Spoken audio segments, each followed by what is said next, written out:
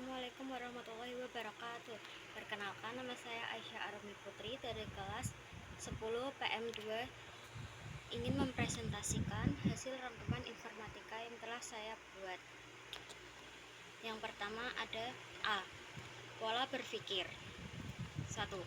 Konsep atau gagasan. Ide atau gagasan yang dihasilkan dari proses berpikir secara panjang dan matang bisa disebut dengan penalaran. Penalaran dapat diberikan solusi alternatif yang lebih matang. Sebaiknya, ide atau gagasan dapat memberikan manfaat antara lain. Dapat menjadi solusi alternatif pemecahan masalah, memberikan peranan aktif dan positif bagi perkembangan diri sendiri dan orang lain, melahirkan konsep dinamika baru, membuat terobosan baru yang membantu masyarakat, mendorong lahirnya inovasi baru, memberikan contoh dan teladan bagi orang lain, dan tidak bertentangan dengan peraturan perundangan. 2. Pemetakan ide. Tahapan untuk mengkategorikan, menjabarkan, dan menggambarkan ide dalam sebuah sistem pemetaan dapat mengacu pada beberapa tahap. Yang pertama, A. Menentukan pokok permasalahan yang ada dijadikan tema dan ide utama. 1. Tema yang bersifat memaparkan sebuah kondisi. 2. Tema yang memaparkan beberapa alternatif pemecahan masalah. 3. Tema yang menjelaskan komponen pembentuk dari ide yang dijelaskan. B. Menjelaskan komponen pendukungnya. C. Kembangkan dengan sub-item. D. Rangkai ide utama dan subtema mewakili proses berpikir yang divisualisasikan. Dengan memvisualisasikan serta memetakan ide-ide dalam otak dapat memberikan dampak positif. A. Membuat poin-poin penting dalam ide. B. Menguraikan secara detail langkah atau tahapan dalam ide tersebut. C. Menyeimbangkan, menyelaraskan, serta menyinergikan pola kerja otak kanan dan kiri. D. Memudahkan dalam menginventasi kebutuhan dalam aktivitas atau organisasi. E. Memperbaiki sistem desain dan urutan struktur organisasi, alur, bisnis, logika, pemrograman, dan lain-lain. F. Menjadi pedoman dalam menentukan penyelesaian masalah sejenis. 3. Konsep algoritma. Algoritma sebenarnya berasal dari kata algoris yang mengandung pengertian cara membuat metode penyelesaian masalah secara logis, runtut, dan sistematis dalam waktu secepat mungkin. Algoritma merupakan serangkaian proses atau aturan yang disusun dan diurutkan secara sistematis dan logis untuk menyelesaikan permasalahan-permasalahan.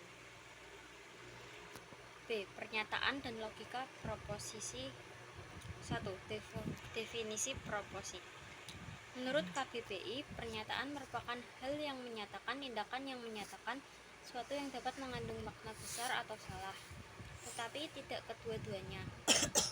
Logika proposi dapat diidentifikasi berdasarkan 4 elemen penting. A. Subjek. B. Predikat. C. Kopulat. Dan D. Kuantor.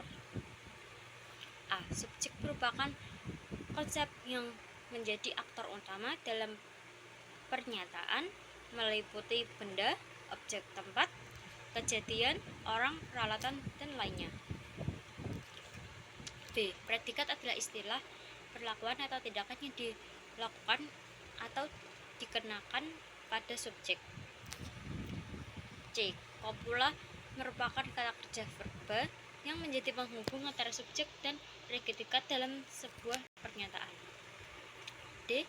Kuantor merupakan bagian dari pernyataan yang penulisannya disesuaikan dengan kebutuhan dengan tujuan untuk mengubah frasa pernyataan umum menjadi tertutup dalam rangka mempertegas makna yang disampaikan. Kuantor dalam penerapannya diklarifikasikan menjadi 2 tipe, yaitu sebagai berikut. 1.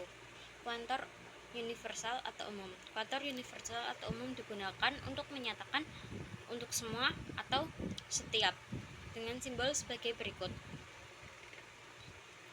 2. Kuantor khusus. Kuantor khusus digunakan untuk menyatakan bahwa ada bagian paling sedikit 1 X dengan notasi simbol sebagai berikut.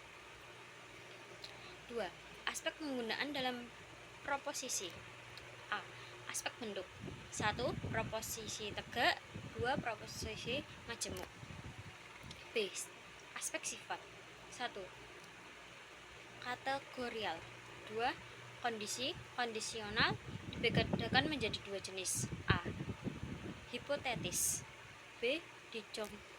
Disjungtif. C. Aspek luar. 1. Universal. 2. Partikular. 3. Singular. D. Aspek kualitas dan kuantitas. 1. Proposisi positif atau afirmatif. 2. Proposisi negatif. C. Logika matematika. Dalam ilmu matematika juga dikenal dengan teknik logika. Hal ini menunjukkan bahwa ilmu matematika tidak sebatas pada perhitungan antara 2 atau lebih bilangan saja. Dalam matematika terdapat 5 istilah. 1.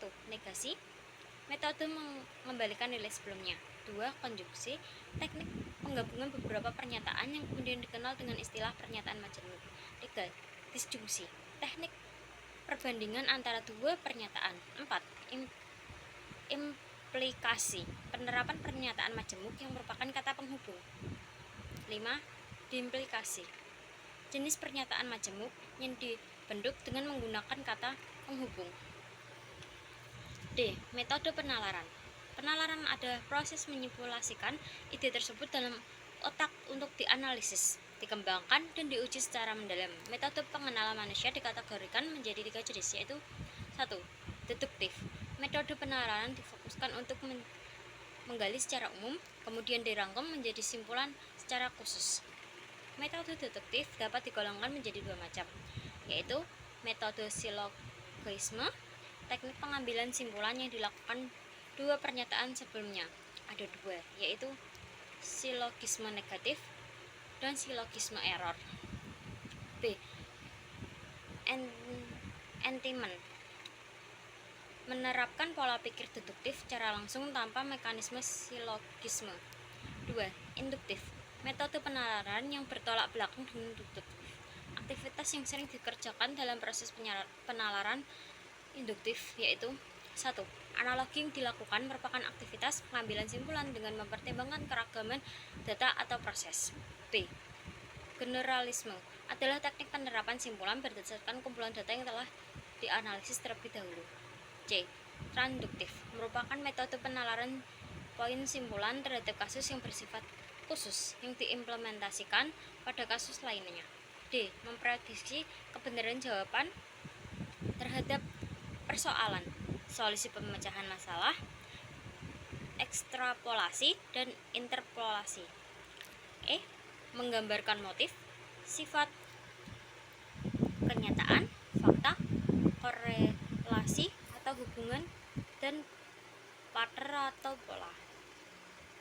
F. Menerapkan teknik analisis terhadap pola hubungan situasi, kemudian disusun menjadi konjuktif. 3. Abduktif. Abduktif adalah metode penalaran yang dilakukan dengan mengambil salah satu opsi argumentasi atau alasan yang dianggap mendekati kebenaran dari beberapa pilihan argumentasi.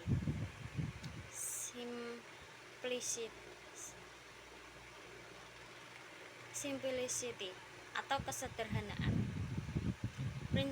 Prinsip simpel atau sederhana dalam penjelasan pernyataan berdasarkan fakta akan mempermudah analisis dan proses penalaran. B. Koherensi. Gunakan referensi atau rujukan yang valid dan kredibel dalam memberikan penjelasan. C. Prediktabilitas. Pergunakan teknik yang menyajikan penjelasan yang memiliki potensi besar untuk menghasilkan prediksi atau perkiraan yang dapat diterima atau disangkal.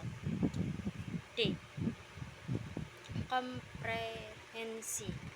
Pilihan penyajian penjelasan yang runtut dan menyeluruh serta detail sehingga tidak memunculkan ketidakpastian atau kebingungan. Sekian presentasi dari saya. Maaf jika ada salah kata maupun tingkah laku. Wassalamualaikum warahmatullahi wabarakatuh.